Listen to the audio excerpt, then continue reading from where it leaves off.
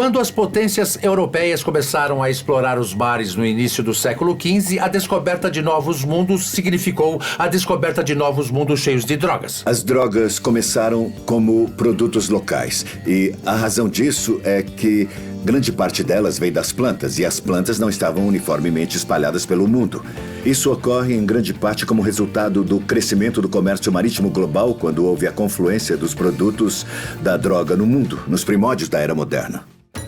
Sei que a Ásia, a África e as Américas tinham plantas nativas e folhas com as quais os europeus jamais tinham sonhado.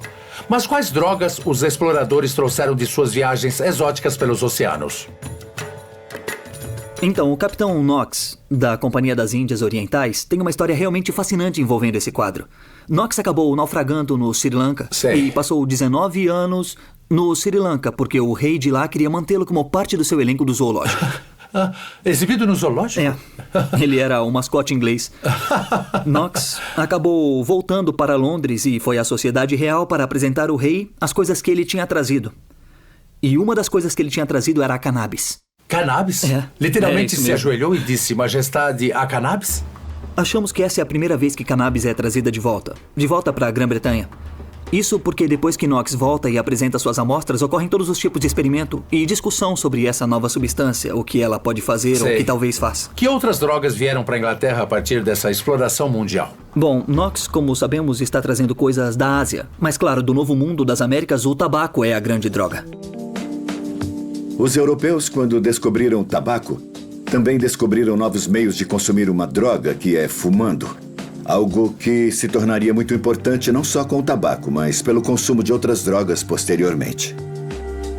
Então, o modo mais fácil de obter a maior concentração de droga no cérebro ou é injetando na veia ou fumando. Antes do início do século XVII, fumar como forma de administrar drogas, pelo menos na Europa, era algo incomum. As pessoas descobriram essas novas drogas e entraram no comércio mundial. Descobriram novas formas de administrar essas drogas. Ou seja, deixar o gênio psicoativo sair da garrafa.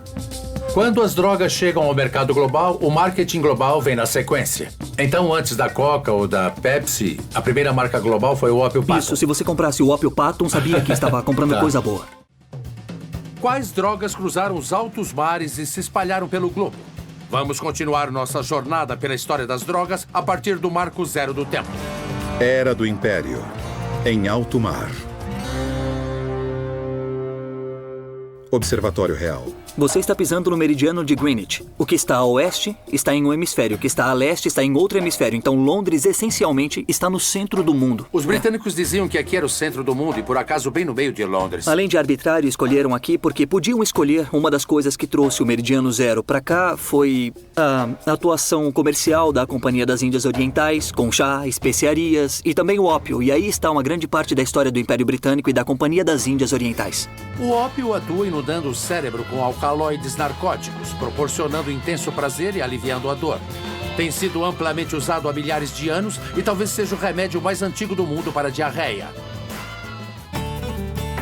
Um dos principais meios da Companhia das Índias Orientais pagar pela carga de chá era transportando o ópio para a China. Uau! O Ópio Patent. Eles começaram a desenvolver, incentivar e tentar vender na China, e essa era tida como a primeira marca mundialmente conhecida. Então, antes mesmo da Coca ou da Pepsi, a primeira marca global foi o Ópio Patent. Isso, sabia que ao comprar Ópio Patent, você estava comprando coisa boa. Fume o Ópio Patent, tá bom. O bom, a Inglaterra queria o chá da China, mas os chineses só queriam prata ou ópio. E a Inglaterra, claro, não tinha ópio. É aí que a Índia entra em cena. Como todo comerciante inteligente, a Inglaterra terceirizou a fabricação do ópio para a Índia e depois trocava esse ópio pelo chá da China. E a estratégia deu certo, pelo menos por um tempo. Os chineses, é claro, não gostaram nem um pouco disso. O imperador chinês, o sujeito mais poderoso da época, decidiu, bom, agora chega, eu vou pôr um fim nesse comércio de droga. Eu vou deter o comércio do ópio. E ele então destrói uma enorme quantidade de ópio britânico que seria vendido à China. Essa foi a faísca que deu início à Primeira Guerra Anglo-Chinesa, chamada pelo jornal Times, de Londres, de A Guerra do Ópio.